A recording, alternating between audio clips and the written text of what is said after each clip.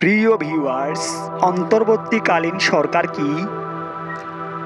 বাংলাদেশে অন্তর্বর্তীকালীন সরকার ঘোষণা দিলেন বাংলাদেশ সেনাপ্রধান জেনারেল ওয়াকারুজ্জামান। অন্তর্বর্তীকালীন সরকার হল সরকার পরিচালনার অস্থায়ী বিধান। উদাহরণস্বরূপ, ভারতের অস্থায়ী সরকার নামে পরিচিত ভারতের অন্তর্বর্তী সরকার 2 সেপ্টেম্বর 1946 সালে গঠিত হয়েছিল। অন্তর্বর্তী সরকারকে দেখা যেতে পারে একটি প্রমাণিত হেভিওয়েট নির্বাহী পরিচালকের স্বল্প মেয়াদী নিয়োগ হিসাবে পরিচালনা করা সংকট পরিবর্তনের জন্য। বাংলাদেশের সেনা প্রধান জেনারেল ওয়াকারুজ্জামান জানিয়েছেন যে অন্তর্বর্তী সরকার গঠিত হবে। এই সরকার অবশ্যই নির্বাচনের শিডিউল অনুসরণ করে গঠিত হবে এবং নির্বাচনের পর দেশের পরিচালনা করবে। এছাড়া সেনাপ্রধান জানিয়েছেন যে প্রতিটি হত্যার বিচার করা হবে এবং অন্যায়ের বিচার করা হবে। তারা মানুষকে সংঘাতের পথ এড়ানোর আহ্বান জানিয়েছেন। তারা সমস্ত রাজনৈতিক দলের নেতৃত্ববৃন্দকে এখানে আমন্ত্রণ জানিয়েছিলেন এবং একটি ইন্টারিম গভর্নমেন্ট গঠনের প্রস্তাবনা করেছেন।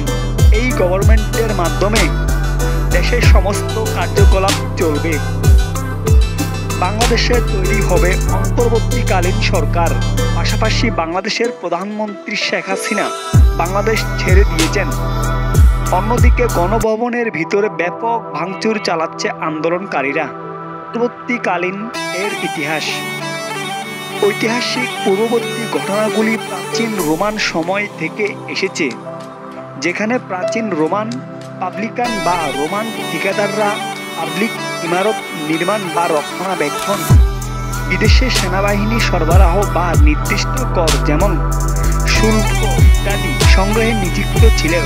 উদাহরণস্বরূপ আমরা ভারতের দিকে তাকাতে পারি, যেমন ভারতের অস্থায়ী সরকার নামে পরিচিত ভারতের অন্তর্বর্তী সরকার গঠিত হয়েছিল সেপ্টেম্বর 1946 সালে, যা ভারতের নবনির্বাচিত গণপরিষদ থেকে ব্রিটিশ ভারতের স্বাধীনতার উত্তরণে সহায়তা করার দায়িত্ব ছিল। এটি 15 আগস্ট 1947 সাল ভারতের স্বাধীনতার ও পাকিস্তান সৃষ্টি পর্যন্ত বহাল ছিল। কালীন সরকার গঠন প্রক্রিয়া। দ্বিতীয় বিশ্বযুদ্ধের সমাপ্তির পর ভারতবর্ষে ব্রিটিশ সরকার কর্তৃপক্ষ ভারত ছাড়ো আন্দোলনে অংশগ্রহণকারী সমস্ত রাজনৈতিক বন্দীদের মুক্তি দেয়। দীর্ঘদিন ধরে স্বশাসনের জন্য লড়াই করা ভারতীয় জাতীয় কংগ্রেস মুসলিম লীগের মতো একটি গণপরিষদের নির্বাচনে অংশগ্রহণ করতে সম্মত হয়েছিল। ক্লেমেন্ট অ্যাটলির নবনির্বাচিত সরকার 1946 সালের ক্যাবিনেট মিশনকে ভারতে একটি সরকার গঠনের প্রস্তাবনা তৈরি করতে প্রেরণ করে, যা একটি স্বাধীন ভারতের নেতৃত্বে দেবে।